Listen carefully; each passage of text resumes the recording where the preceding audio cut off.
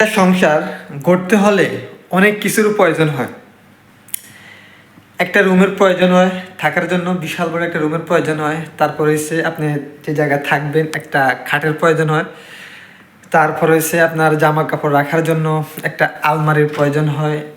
আবার যেখানে থাকবেন ওই জায়গায় পরিষ্কার রাখার জন্য, ফ্লোরের ক্লিন করার জন্য কিছু মোব আছে, আপনার মোব জাতীয় আপনার এরিয়া আছে, তো ওইটা আপনার কিনে লাগে। আবার হাই পাতিল আপনার প্রয়োজন হয়। তো এই একটা সংসার গড়তে অনেক কিছুর প্রয়োজন আছে।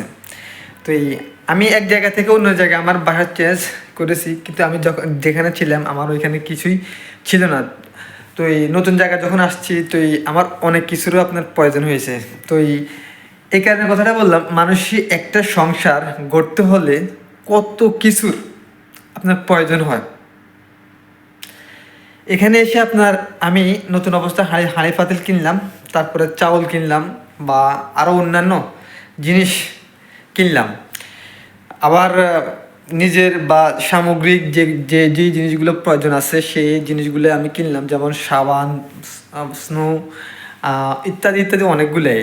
তো একটা মানুষ নতুন একটা যখন জায়গায় আসে, মানুষের অনেক জিনিস লাগে। আগে আমি বুঝতাম না একজন মানুষের বা কি কি জিনিস লাগে বা একটা সংসার গড়তে। এখন বুঝলাম মানুষের একটা সংসার গড়তে যে আপনার সুই পর্যন্ত আপনার একটা সংসারে কিন্তু আপনার প্রয়োজন হয় এমন একটা সময়। তো আমি দেখলাম কি, যখন দোকানে গেলাম, দোকানদারে বললাম, দেখেন ভাই আমি কিছু হাঁড়ি পাতিল কিনবো আর কিছু আপনার এখানে বা চাউল আছে কিনা, বা চাউল টাউল বা কী কী জিনিস আছে আমি ওগুলো কিনবো। আমি নতুন একটা আমার সংসার হয়েছে এই জায়গার মাধ্যমে। তো এই যার সাথে কথা বলছি সেও কিন্তু আমাদের বাঙালি একজন মানুষ, শেয়ার করছে। তো সে হাসছে, দেখেন ভাই আমি তোমার মতন যখন এক জায়গা থেকে অন্য জায়গায় নতুন বা চাকরিতে জয়েন হয়েছি বা গিয়েছি, আমারও এই ধরনের জিনিসগুলো প্রয়োজন হয়েছে। আর এই ধরনের জিনিসগুলো বা আপনার কিনতে হলে অনেক টাকার প্রয়োজন। একটা সংসার গড়তে হলে মানুষের অনেক টাকার প্রয়োজন। নতুন একটা সংসার, তো এই নতুন একটা সংসারের মাধ্যমে আপনার হইতে পারে আপনার জামা কাপড় আপনার প্রয়োজন হয়ে থাকে। যে জামা কাপড় আপনার আগে ছিল একটা, এখন নতুন একটা জায়গায় আসছেন পরিবেশে, তখন আপনার জামা কাপড় আপনার চেঞ্জের প্রয়োজন হয়। বা একটা অন্য একটা জায়গায় আসছেন, নতুন পোশাক, নতুন কিছু বা একটা প্রয়োজন আছে।